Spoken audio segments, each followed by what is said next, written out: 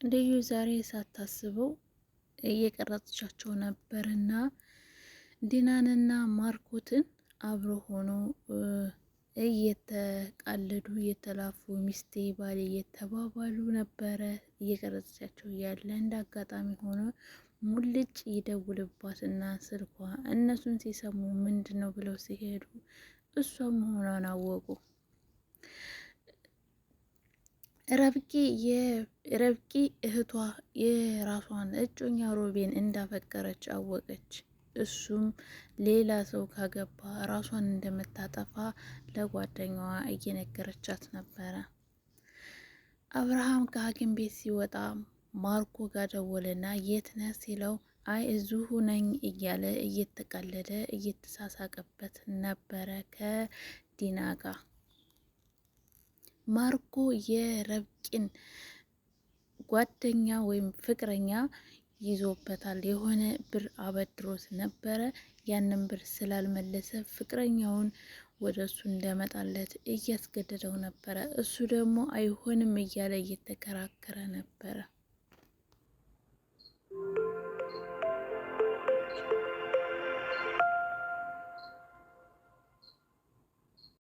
አሰላሙ አለይኩም ወራህመቱላሂ ወበረካቱ። ውድና የተከበራችሁ የቻናሌ ቤተሰቦች እንዴት ናችሁ? ደህና ናችሁ? የኔ ዳኝ አልሐምዱሊላህ። በያላችሁበት ዓለም ዳርቻ ሰላማችሁ ብዝት ይበልልኝ። ይህ ቪዲዮ ሲደርሳችሁ ላይክ፣ ሼር በማድረግ አበረታቱኝ። ዛሬ በአዲስ ቪዲዮ መጥቻለሁ ማለት ነው። የዛሬ ሳበላ ክፍል 5ን ይዤ መጥቻለሁ። ወደ ክፍል 4 ላይ ስንመለስ ልዩ ባርኮትንና ዲናን እየተከታተላቸው ነበረ። እሷም አብርሃምን ልትመርዘው ልትገለው እየሞከረች ነበር። እዛ ቤት የገቡት ባልና ሚስት አብርሃምን ገለው ልጁን ሳብላን ገለው እነሱ ሀብቱን ለራሳቸው ለማውረስ እያቀዱ ነበር። ይሄን እያደረጉ ግን ሁሌም የምታጋሽፍባቸው ልዩ ነበረች። ሳብላ ሞታለች ብለው በቾኮሌት መርዝ ሰታት ነበረ። ያንን ግን ልዩ ስታይ ደብቃባት ነበርና ሌላ ቀይራ ነበር የሰጠቻት። ነገር ግን ተገላቢጦስ ሆነ። ልዩ ሙልጭን ትደውልለትና እርዳኝ፣ እርዳታ ያስፈልገኛል፣ ይሄ መርዝ ምን እንደተመረዘ ታጣራልኛለህ ሐኪም ቤት እያለች ነበረ።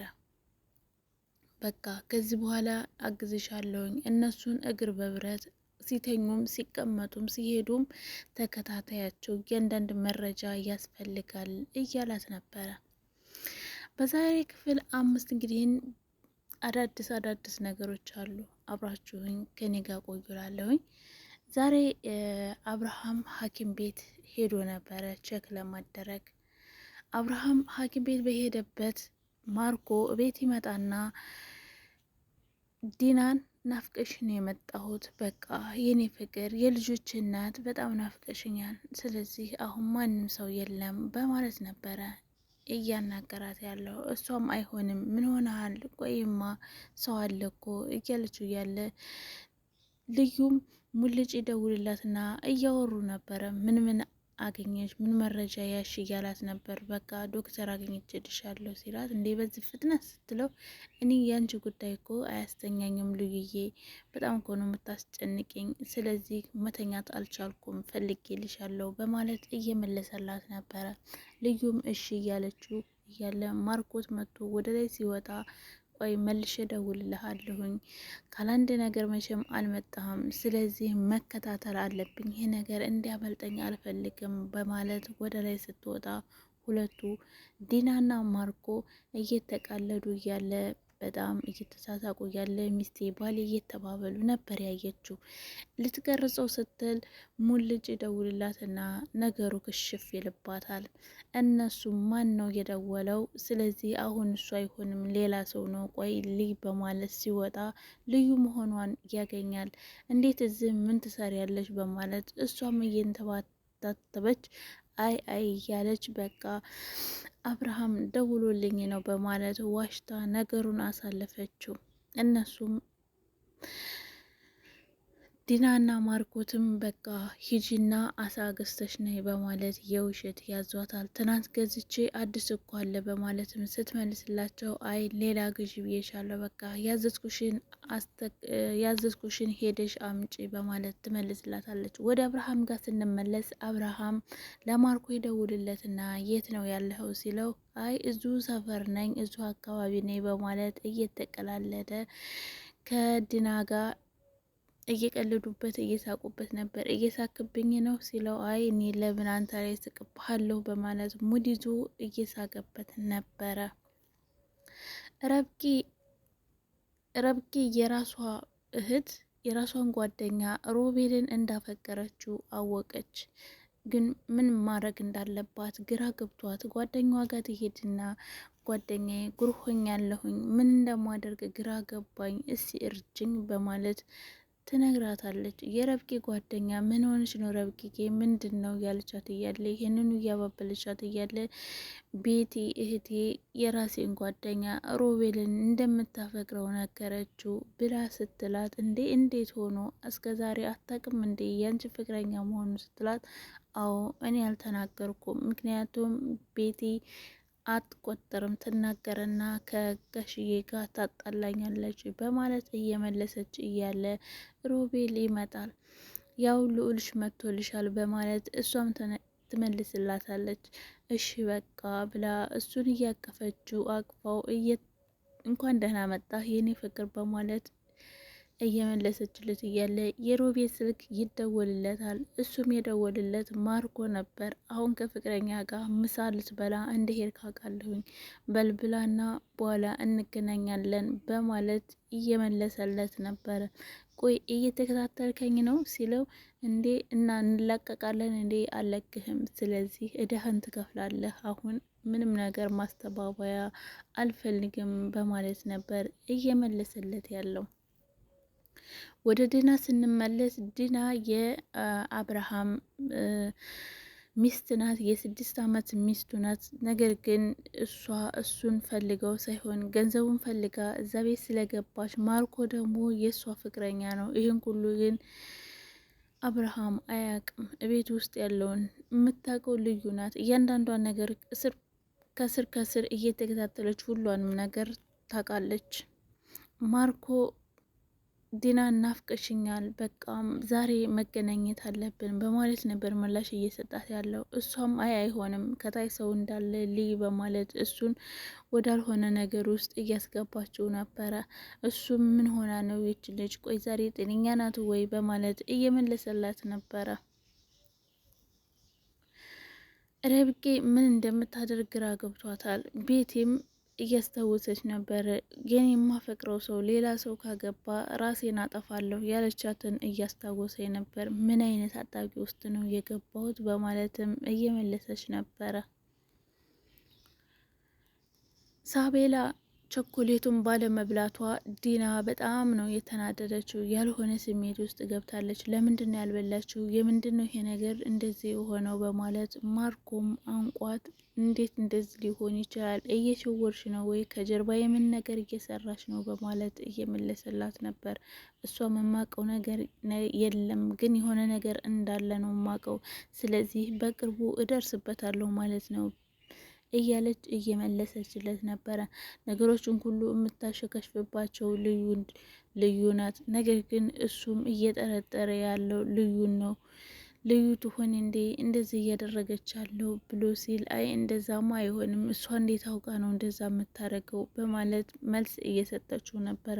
ሙልጭ እንግዲህን የልዩ ፍቅረኛ አፍቅሯት ይህን ሁሉ ዋጋ የሚከፍለው ለእሷ ብሎ ወተት እያዞረ እየሸጠ ነበር ያለው።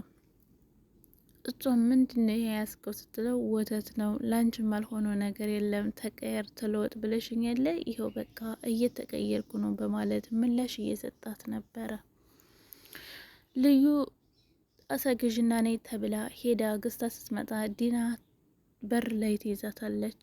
እኔ ምልሽ ቆይ ቅድም የደወለው እርግጠኛ ነሽ አብርሃም ነው ስትላት፣ አዎ አብርሃም ነው፣ ሌላ ማን ይደውልልኛል በማለት እየመለሰችላት ነበር። እሷም እስቲ ስልክሽን ልየው በቃ በማለት ስልኳን ልታይ ስትል አብርሃምና ማርኮ ይመጣሉ። አብርሃምና ማርኮ ሲመጡ ስልኳን ትመልስለታለች። ስልኳን ስትመልስለት ሲመጣ እኔ ምልሽ ዛሬ ቤት ውስጥ ደውለህ ነበር ስትለው አይ ይላል። እሺ ልዩ ጋር ስትለው ነገሩ ግራ ቀኛዬና አዎ ደውዬ ነበረ ልዩ ጋር በማለት ልዩን አትርፏታል። ልዩ ቡና እያፈላች እያለ አንድ ነገር አባባል ለሁለቱም የሚጠቅም ለሱም የሚያነቃ እየነገረችው ነበረ። አንድ የተዘጋው ጎልፌ ላይ ያዳመኩት ቴሌቪዥን ላይ ልንገርህ፣ ባል 3 ፍቅረኛሞች ነበሩ።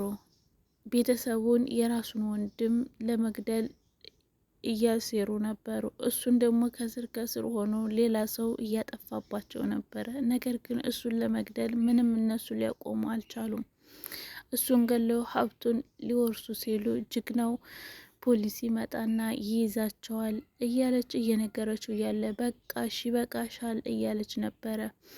አብርሃም ምንድን ይሄ ነገር በቃ አውቃለች ማለት ነው ይቺ በቃ እያለን በራሱ እያወራ ነበረ። ይሄን አውርታ ሳትጨርስ ዲናም በራሷ እያወራች በቃ ይሄ ነገር ለኔ ነው፣ ስለዚህ ዲና መንቃት አለብሽ በማለት ከራሷ ጋር እያወራች እያለ አብርሃም ዲናን ነይ ወደ ፎቅ ፈልግሻለሁ በማለት ይዟት እየሄደ እያለ አብርሃም በጣም ንዴት ውስጥ ገብቶ ነበር። ይዟት ሄድና እኔ ልጅ መውለድ እፈልጋለሁ፣ 6 ዓመት ሙሉ ይሄው እየከለከልሽ ቆይተሻል። ስለዚህ ለሳበና ወንድም ያስፈልጋታል፣ እህት ወይ ወንድም ያስፈልጋታል። ስለዚህ እኔ መውለድ እፈልጋለሁኝ፣ ደግሞ ከአንቺ ላይ መውለድ እኮ መታደልነት ነው እያለ እየመለሰላት ነበር። እሷም የምታረገው ነገር ስታጣ እንዴ ዛሬ ሰውየው ምን ነክቶት ነው በማለት ምላሽ እየሰጠች ነበር። እሱም በቃ ምንም ግራ ስለገባው ምን ሆና ነው ይችሊ በማለት ራሱን ከራሱ ጋር እያወራ ነበር። አብርሃም ምንም መልስ እስከሚያገኝ ድረስ ምንም ትንሽ በቃ ጠብቅሻለሁ በማለት እየጠበቃት ነበር። ዲና ማርኮ ጋር ትሄድና ችግር ተፈጥሯል፣ ልጅ እንውለድ እያለኝ ነው፣ ምን ላድርግ እስቲ ሀሳብ ካለስተይ በማለት ትነግረዋለች። አላቅልሽም፣ ወደዚህ ያስገባሽኝ አንቺ ነሽ፣ በቃ ተይኝ፣ እኔ መውጣት እፈልጋለሁ ከዚህ ውስጥ፣ ስለዚህ ሰላማችንን እንፈልግ፣ ሁሉን ነገር እርግፍ አድርገን እንተውና በማለት ይመልስላታል። አይ እንደዛም አይሆንም፣ ስለዚህ ልጁን ወልድለታለሁ በቃ በማለት እሷም እየመለሰችለት ነበረ። ሂጂ ከፍለሻ እንዳይደለም ለምን 10 ልጅ አትወልጅም እያላት ነበር። አብርሃም እንግዲህ የረብቃን ጓደኛ ሮቤልን ይዞት ቀጥሮት ነበረ። ቀጥሮ ሊያገኘው ሲሄድ የሮቤልን ፍቅረኛ ረብቃን እያሳየው ነበር ፎቶ። እሷን ፎቶ ቀርጸህ ታመጣልኛለህ፣ አላይ የምትል ከሆነ አንላቀቅም በማለት እየመለሰለት ነበረ። ሮቤልም አይሆንም ከሷ ላይ አይንህን አንሳ፣ ስለዚህ የማይሆን ነገር እንዳታደርግ፣ ከኔ ጋር እንዳንቀያየም እያለ እየመለሰለት ነበረ። ማርኮትም ምንም ልታመጣ አችልም በማለት ነበር እየመለሰለት። በቀጣይ በአዲስ ቪዲዮ እስከምንመጣ ሰላማችሁ ብዝት ብዝት ይበልልኝ። እንግዲህ ሮቤል እንዴት ጓደኛውን አሳልፎ ይሰጠው ይሆን ምን የሚለውን በቀጣይ በአዲስ ቪዲዮ ይዘን እንመጣለን። አሰላሙ አለይኩም ወራህመቱላሂ ወበረካቱ።